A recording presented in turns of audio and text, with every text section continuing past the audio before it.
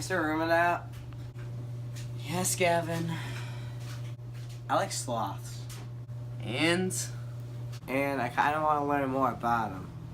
Well, Gavin, that's great, because we're learning about classification. So let's talk about the classification of sloths.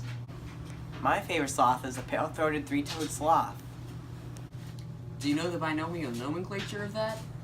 You know I do. It's the Bradipus tridactylus. Nice job. Now let's talk about the full scientific name.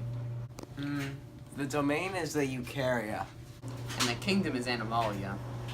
The phylum is Chordata. Class is Mammalia. And the order is Xenothra. And the family is Bradypodidae.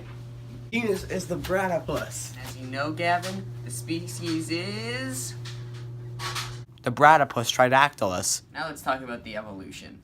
The farthest we could trace back our friends the sloths are to their giant ancestors. First, let's start with the Earmatherium eomigran. Weighing up to 3 tons, these giant ground sloths are very closely related to the three-toed sloth we know today. Another species you may know from the Earmatherium eomigran is the armadillo. Megatherium americanum is the other species that evolved from them. We know that it evolved from Eremotherium eomigran because of their homologous proximal carpal bones. Megatherium americanum isolated from Eremotherium eomigran due to geographic isolation in the Atlantic Ocean.